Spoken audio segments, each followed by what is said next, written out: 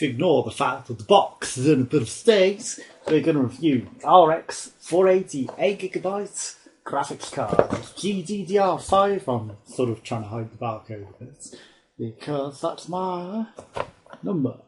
But yeah, I got this along with my new PC that was meant to be 4.2 GHz quad core PC. Came and it was 3.1 quads, supposedly, even though it said dual core. Overclocked to shit, and so I got it complained about. But now it's a 3.8 quad core, even though it promised to send 4.1, which is the highest the motherboard would go.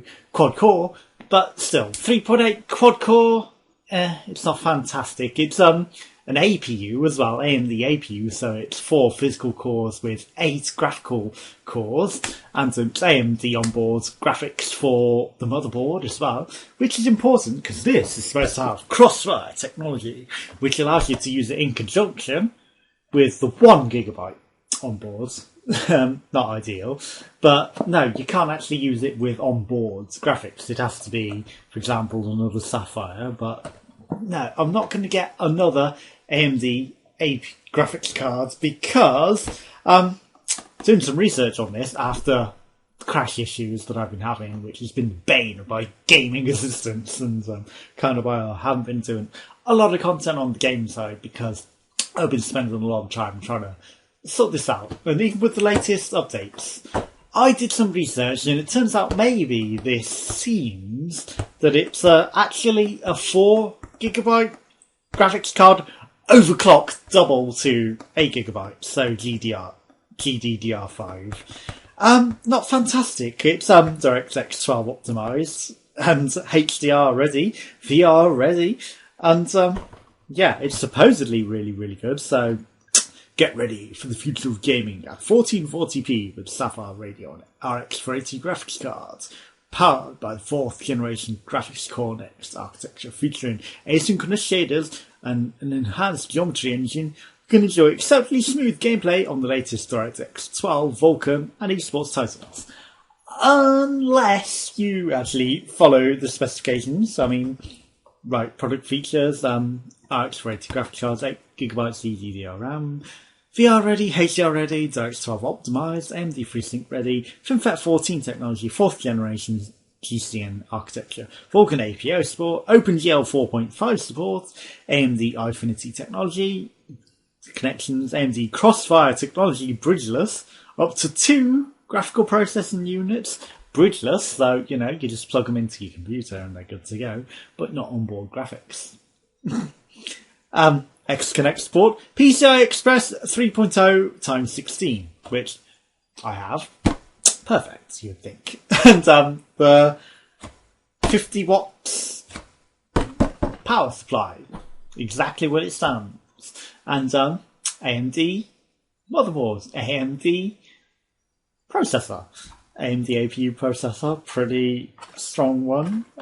You know, not the highest end, but still, you would think, good enough to run 8GB. And yeah, onboard graphics with the 1GB onboard graphics at the 8GB, 3.8GB APU processor.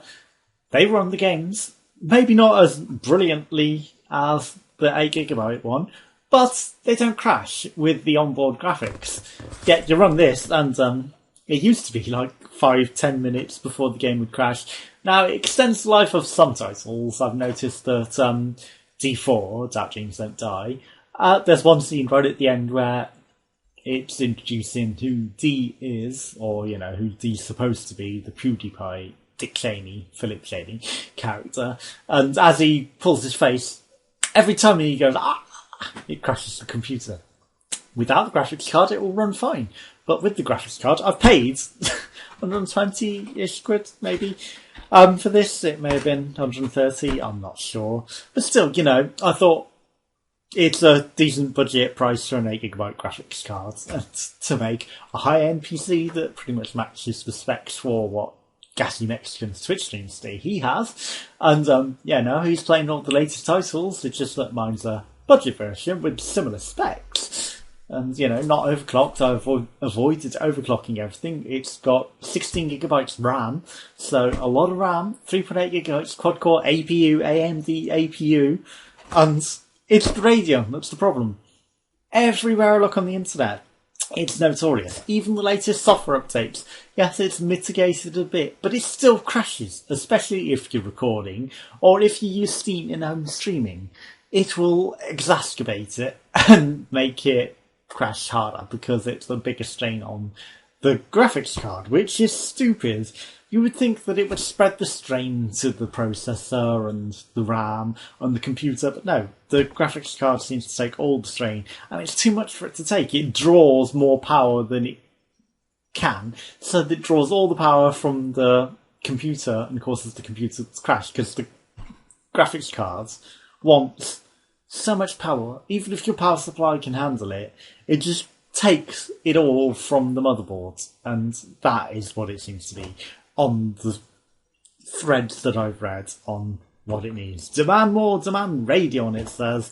Well, it certainly demands more from your computer than it can handle, and cause it to crash, which is utterly stupid. I've paid for the 8GB graphics so it'd be, future-proof and, the highest quality graphics to put out YouTube videos for gaming, and then it just causes endless problems. And yes, I could remove it and play the games at a lower quality, but if I've paid out money for the graphics card, I expect it to work.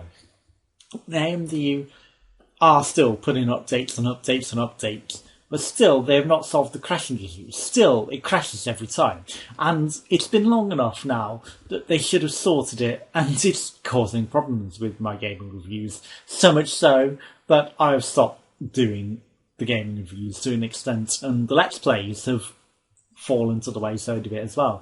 Yes, there's other stuff in life that I'm doing that is causing me to put it on the back burner, but when the computer crashes so much, it's just that you don't want to do it. It puts you off playing anything on the new PC because it crashes. So many videos that are lost. Yes, I'm using Steam and I'm streaming now to record them on a different PC so that it's not as fantastic quality, again, recording, but at least I'm not losing the footage. But it puts me off doing it. It puts me off playing any games, and I want to be playing the newer games that I've got on the better PC. But I can't, because it'll crash after 5, 10, 20 minutes, especially with the recording. Some of them, yes, I can play it for over an hour now.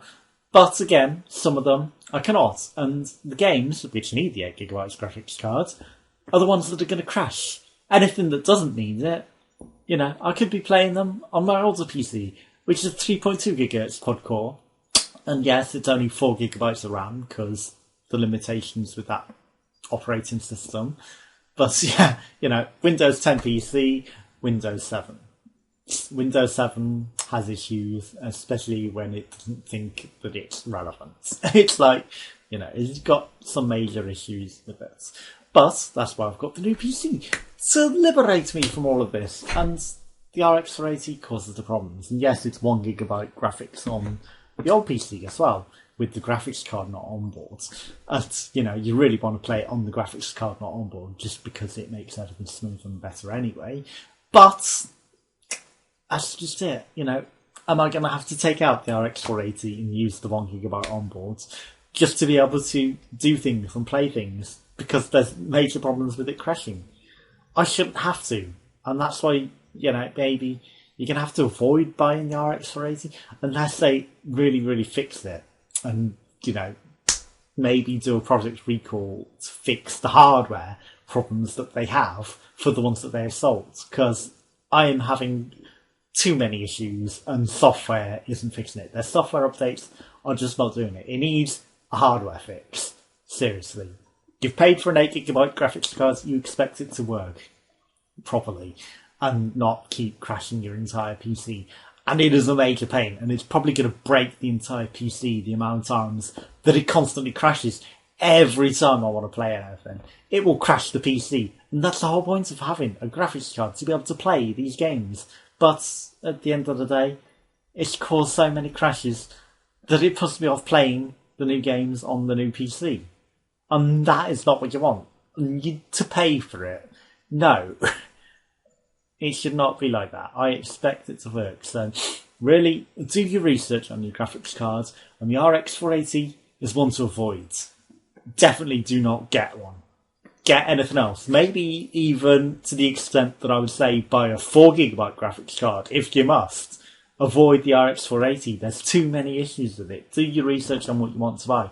And if you're going for an 8GB graphics card, maybe you're going to have to go for a top-end one that will cost more. But at least you won't have the crashing issues that I'm having with it. It's maybe designed to be budget, but it's budget to the extent that it's just breaking everything. It crashes the PC every single time, without fail, when I play anything. So it's really not good. I cannot recommend buying this. And I don't like putting out negative reviews. But that is the state of the situation, that it has caused this many problems with my playing experience that I have to put out this negative review. And I've waited patiently long enough for them to try and update it, and I've tried everything they've said with the customer support of fresh, clean installs after deleting all of the graphics cards data, not just the installs, but the onboard graphics cards data. And you can't run it crossfire with an onboard AMD graphics card either, which is really negative, in my opinion. Yes, they're 1GB and 8GB, different steps, but you think that they should be able to crossfire combine to give a bit more balance. And maybe if it could work with the onboard graphics cards, it might have a bit more balance, so that if the RX480 does need that extra, to do a Trevor, that would really help. Because maybe it could bounce it onto the onboard graphics card, and then maybe it wouldn't crash the entire PC. And the GPU in the APU, because apparently it's not just a CPU, it's a CPU and a GPU. So it's got 4 onboard physical cores, and then the 8 graphical cores. Balance it with your own technology. Maybe the APU could take some of the balance off so that it isn't causing all of these crashes.